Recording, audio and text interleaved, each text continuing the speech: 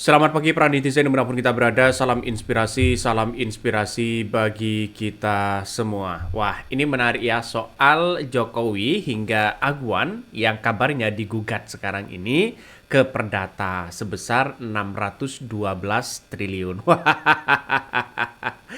artinya ini menunjukkan bahwa yang kita lihat begitu kan ya, bahwa apa namanya setelah Agwan bernyanyi bagaimana soal-soal Jokowi ya, soal investor ya yang dianggap pepesan kosong di IKN, dan sekarang banyak muncul spekulasi begitu.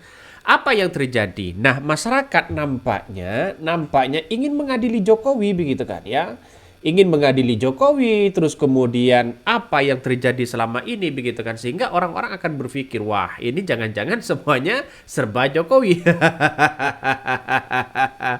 Kita lihat saja bahwa narasi-narasi orang seperti ini sekarang ini begitu kan ya. Kalau ini benar digugat ya ke apa namanya digugat secara perdata, wah ini nampaknya orang-orang yang kemudian berani mereka. Kenapa? Karena kita lihat saja begitu kan ya. Kita lihat saja bahwa ya seperti yang disebut sembilan naga ini, ya, terutama Pak Aguan ini kan orang-orang yang sudah punya, orang-orang kaya begitu. Kalau hukumnya bisa dipreteli sana sini, mana mungkin, mana bisa. Ya, inilah yang terjadi hari ini begitu kan ya. Orang-orang akan melihat bahwa seperti apa sih kepemimpinan dari seorang Jokowi itu.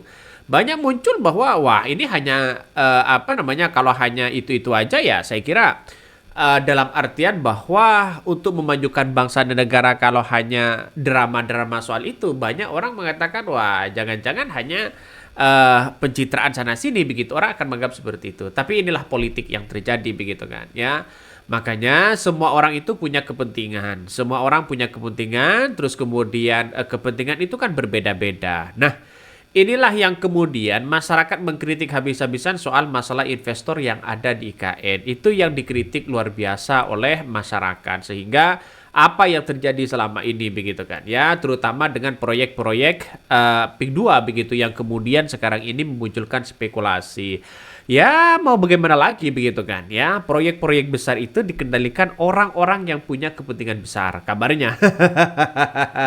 Dan saya rasa bahwa selama ini sudah saatnya rakyat ini akan mengadili seorang Jokowi begitu kan. Ya begitu begitu paniknya seorang Jokowi hari ini karena sudah dikritik sana sini. Saya yakin dan saya yakinnya bahwa Jokowi ini begitu kan bisa saja bisa diseret ke pengadilan. Coba kita baca dulu komentar-komentar dari netizen ya. Mampukah ya orang-orang yang menggugat perdata itu bisa memenangkan gugatan itu? Coba kita baca. Jokowi hingga Agwan digugat perdata 612 triliun ya terkait proyek PIK 2. Ngeri-ngeri sedap begitu kan. Udah dipecat digugat lagi. Setelah dipecat dari PDIP ya, sosok seorang Jokowi ini mau berlabuh kemana begitu kan. nampaknya sosok seorang Jokowi ini diambang kebingungan mau arahnya kemana di situ. Ada yang mengatakan wah ini kader pecatan, ini kader pecatan ya. Bahkan kita baca lagi begitu kan ya, baca lagi ini ada 8 tergugat. Wah ngeri-ngeri sedap ini kalau 8 tergugat ya. Tuntut agar tidak ada model lagi dengan Jokowi dengan Agwan ya. Si Mulyono ini gimana biar jadi biang keroknya. Ini komentar-komentar dari netizen yang saya bacakan begitu kan.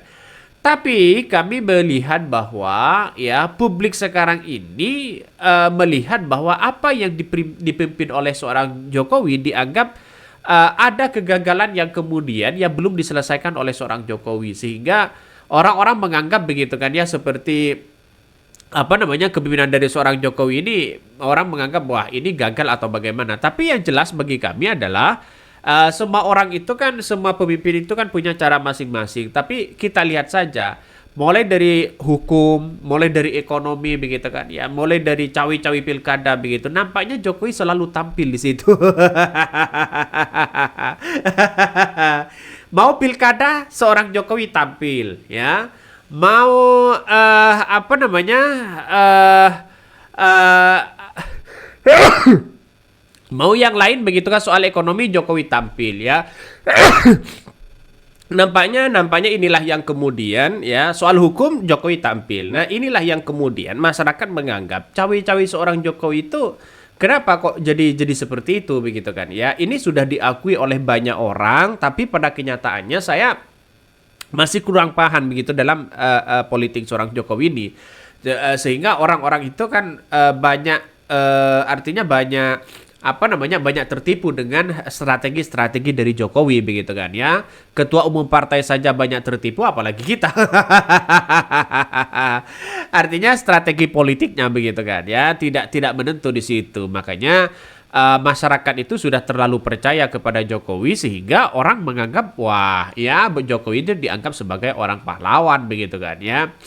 Coba kita baca, Jokowi hingga Aguan digugat perdata 612 triliun terkait proyek PIK 2. Ngeri-ngeri sedap ternyata ini ya.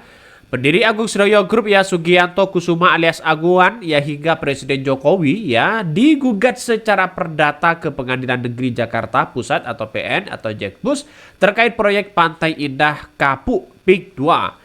Gugatan diajukan 20 pihak termasuk 6 purnawirawan TNI berpangkat kolonel dan saat satu perwirawan berpangkat brigadir dan teregistrasi nomor perkara. Kuasa hukum dan penggugat Ahmad Husainuddin mengatakan pihaknya meminta 8 pihak tergugat ya termasuk Aguan dan Jokowi dinyatakan melakukan perbuatan melawan hukum. Wah, ngeri-ngeri sedap ini bos ya. Artinya apa? Artinya kalau perbuatan melawan hukum kan bisa digugat secara perdata, tapi apakah ini akan mampu ya Zainuddin ini akan mampu begitu untuk menggugat itu begitu kan? Karena yang digugat ini orang-orang hebat. Artinya orang-orang kaya begitu kan ya, akses dengan kekuasaan sangat mudah. Sedangkan kita begitu kan sebagai rakyat kecil aksesnya apa?